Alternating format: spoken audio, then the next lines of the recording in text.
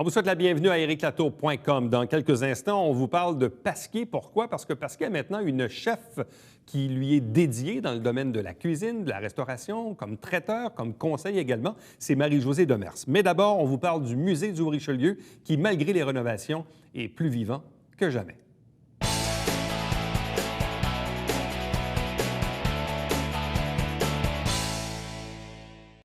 Le musée du Haut-Richelieu est plus vivant que jamais, malgré des rénovations qui étaient, oui, somme toute nécessaires, qui vont faire le plus grand bien, rénovations qui vont se terminer là, dans quelques semaines. Avec nous pour faire un peu le tour de la question, deux invités. D'abord, la directrice générale du musée, France Bourassa. Bonjour, Éric. De même que Pierre Bessette, qui est le président du conseil d'administration. Bonsoir et bienvenue. Bonsoir. Quelle est l'ampleur des rénovations? C'est énorme. En fait, pour faire une histoire qu'on veut courte, donc il y a deux phases principales aux rénovations. Donc la première phase concernait, elle est terminée, cette phase-là, depuis à peu près mai-juin dernier, concernant en fait la coquille de l'édifice. Donc on a travaillé sur les briques, sur le drain, les portes, les fenêtres. Donc tout ça a été changé, modifié. Maintenant, depuis environ début novembre, mi-novembre à peu près, la deuxième phase a commencé et là, c'est une mise à niveau à l'intérieur. Donc, mise à niveau notamment toilettes, accessibilité pour les personnes handicapées, les salles, éclairage mis à niveau, création d'une nouvelle structure d'animation que nous, on appelle une salle polyvalente pour accueillir des groupes, pour accueillir des 5 à 7, etc. Donc, c'est vraiment, je vous dirais qu'il n'y a pas grand coin du musée qui n'a pas de travailleurs actuellement. C'est vraiment impressionnant. Quels sont les défis de ce bâtiment qui est très, très vieux, on s'entend? Bien, c'est quand même un bâtiment très ancien. Donc, Il faut savoir que ce sont deux bâtiments qui ont été désignés patrimonial par la ville de Saint-Jean-sur-Richelieu. Le premier édifice, qui est l'édifice de la place du marché, qui a été construit en 1858. Ouais. Et l'édifice de la station de la Pompe, qui a façade sur la rue Longueuil, qui, elle, a été construite en 1876, inaugurée en 1877. Donc, ce sont des bâtiments qui sont anciens et qui, au fil des années, avaient été négligés. Donc, une bonne mise à jour était nécessaire pour préserver l'intégrité de ces bâtiments-là, tant à l'intérieur qu'à l'extérieur. Bon, durant la période des travaux, quel est le niveau d'activité du musée? Là, évidemment, vous avez des contraintes, mais quel est le niveau d'activité actuellement? Bien, actuellement, directement dans le musée, il n'y a absolument rien d'accessible. Par contre, évidemment, on tient toujours nos programmations, nos cours de céramique qui se donnent déjà à l'extérieur du musée depuis des années, donc au centre culturel. Ça reste encore là. Et puis, on va aussi dans les écoles donner des conférences, donc à la demande, dans le fond. Mais je vous dirais qu'on se limite actuellement vraiment à ça. Parce qu'on n'a pas, de toute façon, accès aux ressources là, pour faire davantage dans l'immédiat. Bon. M. Bessette, c'est quoi l'importance du musée dans une localité comme Saint-Jean-sur-Richelieu? Dans nos campagnes, on dit que le musée, nous travaillons pour préserver l'avenir du passé. Donc, notre but, c'est d'apporter à la population de Saint-Jean l'histoire régionale. La mission du musée, c'est l'histoire régionale, de même que la céramique ancienne et contemporaine québécoise. Donc, nous voulons montrer aux gens quelle est l'histoire, parce qu'il y a eu beaucoup d'histoires qui s'est fait dans la localité de Saint-Jean et dans les environs. On est le musée du Haut-Richelieu, donc pas uniquement Saint-Jean, mais on regroupe également tout le Haut-Richelieu. Beaucoup d'histoires militaires, d'histoires de commerce, de navigation. Là, on peut parler de l'avènement de la première locomotive au Canada en 1836 avec la Dorchester, du canal de Chambly en 1843. C'était un centre de commerce excessivement important. Et c'est de faire connaître aux gens tout ce qui s'est passé, tant au niveau commercial qu'au niveau historique. De même que si on va sur le volet céramique, en 1840, l'avènement de Farrar, qui est venu s'installer ici à Saint-Jean, qui a profité justement de ce volet économique-là pour implanter l'usine et que Saint-Jean a été la capitale de la poterie au Canada pendant plus de 100 ans. Ça a été, Je pense que j'ajouterais au propos de Pierre, c'est que aussi, l'histoire du Haut-Richelieu, c'est pas uniquement une histoire locale. Ce qu'on veut démontrer aux gens, c'est qu'on a eu une influence sur l'histoire du Québec, sur l'histoire du Canada. On a été très important ici. On a été une plaque tournante pour plein de choses. Et ce qu'on va démontrer éventuellement dans notre future exposition permanente. Donc, de développer cette fierté-là, de dire aux gens du coin, écoutez, vous avez une histoire riche. Là. Ça ne s'est pas juste passé entre les rues du village. L'impact a été beaucoup plus large que ça. Donc, oui, on a une histoire vraiment importante. Là. Est-ce que c'est le fruit du hasard ou est-ce que, oui, les rénovations coïncident avec le 350e anniversaire? Est-ce qu'il y a un rôle à jouer là-dedans? Je ne sais pas. C'est le fruit du hasard. Le Oui, hasard oui. tombe bien parce qu'au départ, en fait, ces rénovations-là ont été confirmées en 2012. Bon, il y a eu des délais administratifs pour toutes sortes de raisons, ce qui fait que là, on est dans la finalité présentement. Donc, 4 ans plus tard, on termine. Mais ça donne bien. Donc, Est-ce que le musée joue un rôle à l'intérieur des fêtes du 350e? bien, nous, on est en fait sur le comité, ce qu'on appelle le comité d'action. Donc, tu sais, on réfléchit à table avec les différents intervenants des fêtes du 350e. Et puis, oui, on essaie de moduler nos futures activités à venir, nos expositions. En fait, c'est planifié pour dire, bien, il va y avoir beaucoup de touristes, il va y avoir de la fierté à développer. Donc, on a pensé en fonction aussi des fêtes du 350e. Et également, en même temps, lorsque les réparations, rénovations seront terminées au musée, on va inaugurer une nouvelle exposition permanente au musée. L'exposition précédente datait de 2003, donc elle avait atteint la limite de durée de vie d'une exposition permanente. Ça va être une exposition complètement nouvelle avec des modes interactifs au bout du jour, avec de l'informatique et tout. Ça va être tout à fait magnifique. Dans l'exposition, dans la station de pompe qui donne sur la rue Longueuil, on va réintégrer la fameuse pompe à incendie Silby, qui a été achetée en 1876 suite à l'incendie du 18 juin. Cette pompe-là, qui a été au service de la municipalité pendant 64 ans, a été remisée, a été déclarée bien patrimoniale par le ministère de la Culture et des Communications et de la Condition féminine à l'époque. Eh bien, elle va revenir à la maison, elle va réintégrer son lieu où elle a toujours été.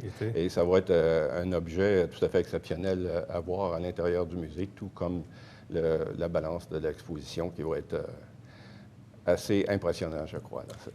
Quel est le niveau de relation ou de partenariat ou d'assurance que vous avez de la Ville sur la vocation de ce bâtiment? Je vous pose la question parce que, de mémoire, lorsqu'il y a eu le changement du conseil municipal il y a 2 ans, certains s'interrogeaient à savoir, bon, est-ce que c'est la bonne place pour le musée? Est-ce que le musée serait peut-être mieux dans un autre bâtiment?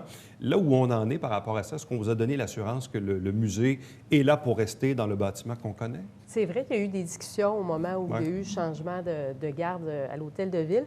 Mais oui, on a une assurance de rester là parce que, dans le fond, les travaux, en fait, la phase 1 des travaux a été subventionnée en grosse partie et par la Ville et par le ministère de la Culture et des Communications. Et eux, leur condition, c'était de dire que cet édifice-là est à vocation culturelle. Donc, c'est sûr que si la Ville décide dans 10 ans, 15 ans, faire autre chose, ils ont quand même une autorisation à aller chercher auprès du ministère. Donc, tu sais, ils ont entrepris ces démarches de rénovation-là, sachant que nous, on était à l'intérieur et les rénovations ont été pensées parce qu'on est là. L'édifice est utilisé à des fins muséales, à des fins culturelles. Donc, oui, on a une certaine garantie de ce côté-là. Puis, on voit une volonté de la Ville aussi, parce que, oui, on fait la phase 1, mais ils ont embarqué dans la phase 2 aussi. Et là, le ministère ne subventionne pas cette deuxième phase. Donc, il y a une volonté de la Ville à nous garder à cet endroit-là, puis à dire, le musée, on est dans un édifice qui a beaucoup d'histoire, un édifice patrimonial.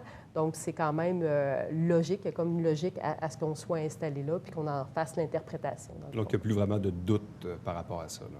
Je vous dirais que moi, je suis à l'aise actuellement. Vous êtes rassuré, vous aussi? Oui, bien, j'espère bien. La Ville a investi beaucoup d'argent pour mettre le bâtiment à niveau, comme on disait.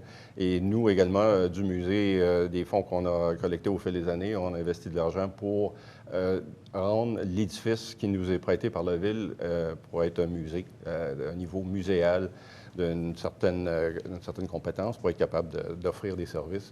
Et parce qu'on offre non seulement l'exposition permanente, mais également de façon ponctuelle des expositions temporaires qui se succèdent 3-4 fois par année sur différents sujets, et, en alternance autant que faire se peut, des sujets historiques et des sujets de céramique, de poterie.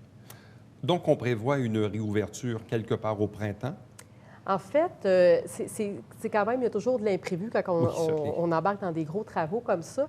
Mais c'est sûr que la grosse réouverture va se faire davantage été ou début automne avec la nouvelle exposition. Par contre, dès que les travaux vont se terminer, nous, on va être en mesure au printemps de réouvrir la boutique et de procéder avec les expositions temporaires, donc qu'on va faire rouler jusqu'à la fin de l'année. Donc, ouverture, oui, mais plus en grande pompe, ça va aller quand l'expo permanente va être prête, finalement.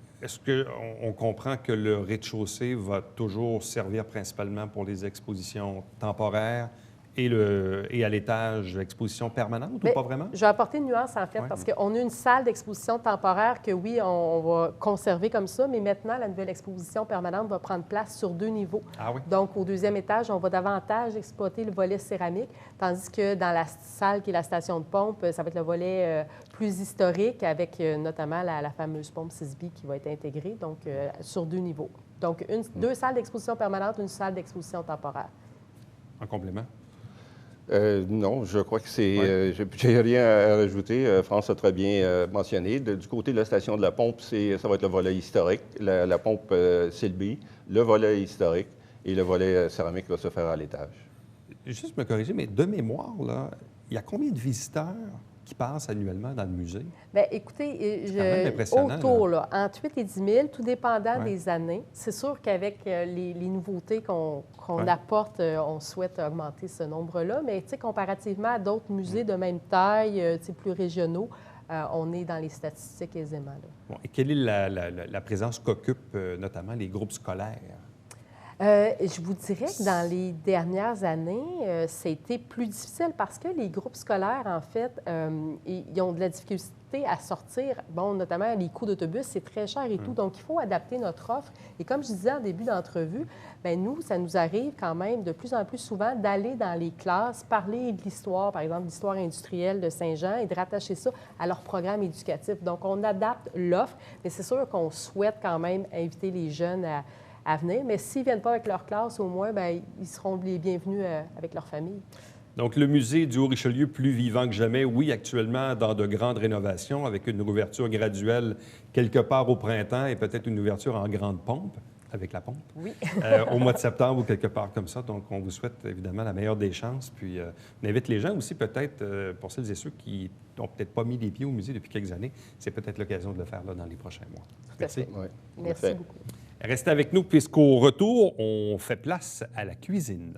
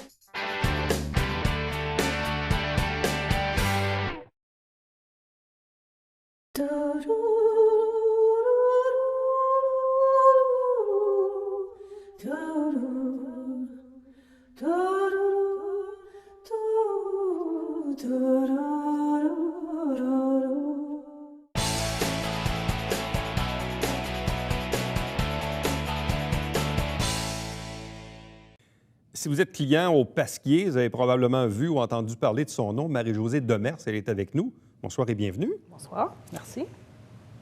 Qu'est-ce que c'est aujourd'hui, en 2016, être chef, œuvrer dans le monde de la cuisine aujourd'hui? Qu'est-ce que ça veut dire? Qu'est-ce que ça implique? Ça implique beaucoup d'heures de travail. Ça implique aussi beaucoup d'être à l'affût, d'être up-to-date, si je peux ainsi dire, parce que les gens sont de plus en plus informés. Ça va de soi. Les gens regardent beaucoup la télévision, sont toujours en train de regarder plein d'émissions. Il n'y a presque pas d'émissions de cuisine non, à la pas télé. du tout, pas Il y a du presque tout. pas deux, trois. Parmi la clientèle, peu importe le type de clientèle que j'ai eu, que ce soit en traiteur, en restaurant et même à l'épicerie, les gens nous comparent, les chefs, à ceux qui voient la télé. Donc, il faut toujours être informé, puis être en avant, puis être prêt à répondre aux questions, puis tout ça, là. Vraiment, vraiment. De quelle façon l'association avec Pasquier a-t-elle pris de naissance là, dans les derniers mois? En fait, Pasquier, moi, j'ai donné... Pasquier donne des cours de cuisine depuis plusieurs années. Et ils m'ont appelé, ils ont fait appel à moi il y a 2 ou 3 ans. J'ai commencé à donner des cours de cuisine occasionnellement, là, à peu près aux 2-3 mois. Et suite à ça, moi, j'étais chef propriétaire d'une entreprise. Et quand j'ai fermé mon entreprise, Pasquier, M. Paquette m'a fait appel à mes services. Bon. Parlons un peu du parcours. Comment on commence dans ce métier-là? Comment c'est arrivé dans la vie de Marie-Josée Dorès? En fait, pas mal tous mes amis proches, même les chefs de cuisine, on est tous pareils, ou presque. Moi, je suis née dans la sauce, comme on dit. Mes parents étaient propriétaires d'un restaurant, traiteurs, et les fins de semaine, ils n'étaient pas à la maison, évidemment. Ils étaient au restaurant. Ils étaient au resto, ils m'amenaient et je cuisinais avec eux. Moi, mon parcours est quand même assez long, là. Avant d'arriver là, j'ai étudié en criminologie avant d'être en cuisine. Et pour payer mes études, j'ai été travailler pour mon oncle et mes parents. Et quand mon oncle est décédé, mon père a acheté vraiment l'entreprise et là, j'ai décidé de poursuivre. Ce qui m'a amené à faire plusieurs études. J'ai fait beaucoup d'études en cuisine, dont une formation supérieure en cuisine actualisée, qui m'a amené en Europe. J'ai été faire un stage de 3 mois dans la région de la Loire, dans un macaron Michelin, en fait. Ensuite, je suis revenue. J'ai pris la piqûre. Je suis retournée en sac à dos. J'ai été faire la Bretagne. Ensuite, je suis revenue quelques mois. Je suis retournée dans le sud de la France. Je suis venue me calmer 1 an et je suis retournée faire un petit tour encore en Europe. Et là, je reste ici. Là, je suis plus stable. Donc, jamais pratiqué finalement en criminologie? Non. J'ai fait 3 mois en criminologie au niveau... j'ai fait des stages au niveau pénitentiaire, mais j'ai complètement décroché par la suite. Pensant faire moins d'heures en cuisine, mais... C'était pas le cas? Non, c'était pas le cas. Bon, donc, visiblement, il y a des influences familiales ou des origines familiales au monde de la cuisine. Mais entre dire, je vais m'impliquer dans l'entreprise familiale ou être propriétaire de mon entreprise ou tout ça, mais de là à participer à des compétitions, à des concours, c'est quand même une autre étape, c'est un autre niveau. Pourquoi on décide d'aller vers là? C'est carrément une passion. On ne peut pas être en cuisine si on n'est pas passionné, à mon avis. Moi, c'était vraiment... ma base de tout, c'est la passion de la nourriture et par la suite, c'était la passion de la santé. J'ai aussi une formation en nutrition et ma spécialisation, c'est au niveau sportif. Et puis, pour moi, manger, c'est un plaisir, mais on doit bien manger aussi. Donc, c'est juste la passion qui nous amène là. Je ne peux pas dire autre chose que ça parce que c'est certainement pas les heures de travail agréables, là, à quel moment les concours ou les compétitions entrent en ligne de compte dans la carrière? C'est quand en fait, les formations qu'on a faites, comme la formation supérieure en cuisine actualisée, nous amènent à aller faire de la compétition. Ensuite, on doit être à l'affût de toutes les informations dont vous faites référence avec Chartier. Là, la compétition, j'ai fait avec Chartier. Donc, il faut être à l'affût de ça, puis il faut s'inscrire. Et puis, c'est du challenge. Il faut vouloir avoir du challenge. À un moment donné aussi, si on s'installe dans un certain confort, si on est passionné, on a besoin d'un petit challenge. Puis là, c'est les concours qui embarquent. Là. Bon. Est-ce que vous en avez fait plusieurs? Dernièrement, j'ai fait Chartier, mais plus quand j'étais en formation supérieure, oui, j'étais obligée d'en faire pour nous monter notre stress au maximum possible. Et quel était le niveau de performance? À mon niveau, j'ai gagné la bronze et l'or aussi à un moment donné. Oui. C'est assez stressant, je peux vous dire, parce qu'il y a plusieurs juges devant nous, dont, à ce moment-là, c'était nos profs, dont monsieur, mettons, je dirais Jean-Paul Grappe, vous avez sûrement connu, qui est d'ici d'ailleurs. Et c'est fait à l'aveugle, puis c'est toujours bien stressant, là, vraiment. Là. Mais c'est le fun, c'est ce qu'on aime, c'est ce qu'on veut aussi, là, en tant que chef. Là, vous faites référence au concours Chartier. Qu'est-ce que c'est au juste, pour que les gens comprennent? Ah oui, il y a eu l'année dernière, M. Chartier voulait il avait fait appel à des chefs à développer un plat qui incluait avec la compagnie Cacao Barry aussi, développer un plat à partir d'un de ses vins et agencé avec du chocolat. Ça devait être soit une entrée, un plat principal, mais surtout pas un dessert. Et il fallait aromatiser les deux ensemble, puis quelque chose d'extraordinaire. Et qu'est-ce que vous avez livré? Moi, j'ai fait une bavette sur, faut que je me rappelle, sur asperges grillées. Et j'avais choisi le chocolat, je ne me rappelle plus trop, 70 là, OK. mais par cœur, je ne me rappelle plus, vraiment. Et de quelle façon ça s'est classé au final de la compétition? Au final, j'ai été classée 20e, je crois. OK. Est-ce qu'il y avait beaucoup de participants à ça? Oui, C'était- quand même. Quand même. Vous On étiez était nombreux, une centaine. Une ouais. centaine? Oui, oui, oui. Ça venait d'un peu partout? Oui. C'était appelé au Québec, là, partout. Bon. Ouais. Là, est-ce qu'il y a des compétitions à venir? Ou là, il y a- Non, présentement, Non? j'ai pris Là, un. une Oui, petite là, je veux pause. juste m'installer comme il faut chez Pasquier quand même, parce que je suis entrée en poste officiellement en novembre. Et il y a beaucoup à faire quand même. Mais chez le Pasquier. rôle consiste en quoi? Parce que, bon, oui, clairement, une épicerie, c'est de la nourriture, c'est vrai. Parce qu'il aussi développe, vous l'avez dit tantôt, des cours avec des locations de salles. On diversifie un peu là, Oui. Oui. les activités. Mais quel est, probablement un double avantage, mais quel est l'avantage pour Pasquier d'avoir une Marie-Josée Demers? Mais pour Marie-Josée Demers, en quoi c'est avantageux d'être sur place, dans une épicerie, puis de parler, puis de rencontrer des clients? J'aime ça, la question que vous me posez. Parce que les chefs peuvent trouver ça un peu étrange que je me Ouais. retrouve chef dans une épicerie, mais ce que moi, je vois comme avantage, c'est qu'on part de la base. Les gens, tout le monde a besoin de faire une épicerie pour se nourrir. Donc, on part de la base et moi, je suis là pour répondre aux questions et pour vrai, j'ai beaucoup de questions. Beaucoup de gens s'interrogent sur comment je vais cuisiner en fin de semaine, qu'est-ce que je vais faire, j'ai des problèmes de santé, peux-tu me suggérer quelque chose? Je vais jusque-là. Et moi aussi, mon rôle que je trouve de vraiment extraordinaire chez Pasquier, c'est d'apporter, je fais de la recherche et développement. Dans la cuisine de cour, en haut, ça se trouve être mon bureau. Fait que cette belle cuisine-là, je l'exploite à 120 et je fais beaucoup de développement de recettes là-bas pour amener beaucoup de nouveautés au niveau des plats cuisinés, au niveau des... on a même un nouveau volet depuis 2 semaines, le volet signature. À chaque midi, il y a un nouveau plat et moi, je suis là, je fais des plats minutes devant les gens. OK. Soit un plat sauté, puis on axe sur la santé, évidemment. Donc, ça veut dire que le rôle, il est quand même assez vaste, assez Oui. diversifié, parce Oui. que, donc, quelqu'un qui achète les plats cuisinés à l'avance, là, Oui. qui sont Oui. là, donc il y a une influence de... Oui, oui. On va apporter beaucoup de nouveautés. Là, il faut y aller quand même graduellement. Et il y a aussi un autre volet, tout le traiteur, c'est ma force. Le traiteur, j'ai été quand même dans le traiteur pendant 30 ans. Donc, on va développer, on va s'en venir vraiment assez puissant dans le traiteur éventuellement. OK. On va faire autant du froid que du cocktail dînatoire que du chaud aussi. Et on a maintenant, à partir de cette semaine, là, d'ici la fin de la semaine, on va avoir une 3e salle de réception qui va s'ajouter. Donc, on va encore faire du traiteur à l'interne, sauf qu'on va faire C'est ça. quelque chose de différent. Et donc là, il y a du traiteur à l'interne, il y a du traiteur à l'externe. Oui. Il y a les plats, évidemment, préparés que les gens aiment bien parce qu'ils n'ont pas besoin de les faire eux-mêmes, donc il y a une valeur ajoutée.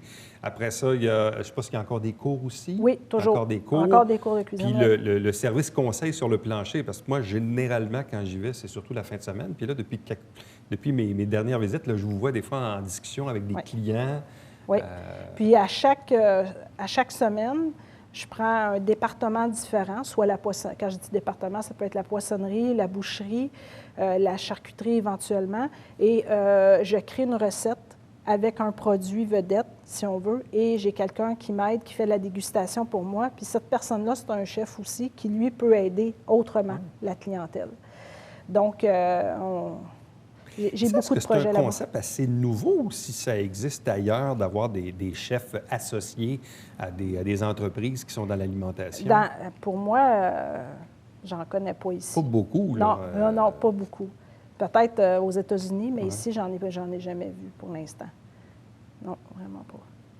Et est-ce que les gens viennent vers vous sur le plancher ou est-ce que Oui. c'est vous qui allez vers les gens pour leur demander s'ils ont un besoin d'aide ou d'un conseil? Bien, souvent, je vais, je ziote, là, évidemment, là. Je vais être portée à aller voir les gens, mais les gens, là, me voient.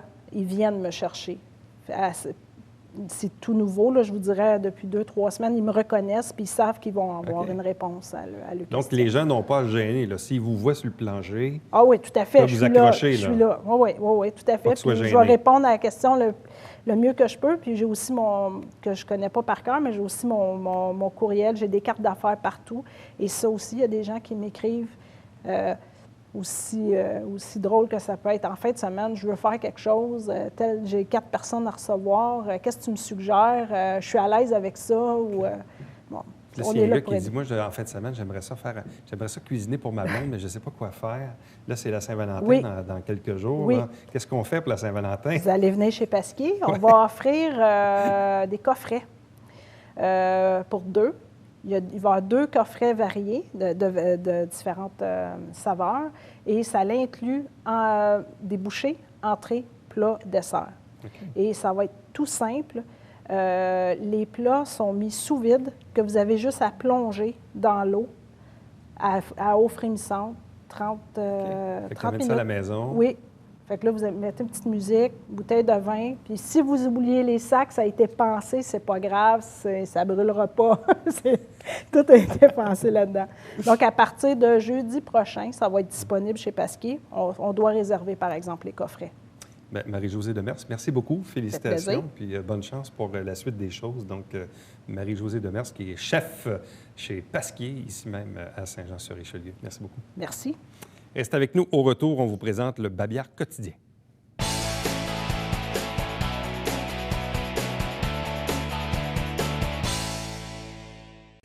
On sait qu'on a un hiver un peu particulier, mais pour connaître et vérifier l'état des patinoires dans les quartiers, l'anneau de glace à l'Aréna ou même les 2 bandes du canal Saint-Jean-Saint-Luc, allez sur sjsr.ca/loisirs. Chaque semaine, on vous présente des extraits du conseil municipal. Vous avez la grille horaire. Et ne manquez pas le spécial Télébingo pour la Saint-Valentin dimanche le 14 février. 4 000 $ en prix. La carte pleine est augmentée à 2 500 $. Donc ça, c'est dimanche qui vient à 9h30. Bye-bye.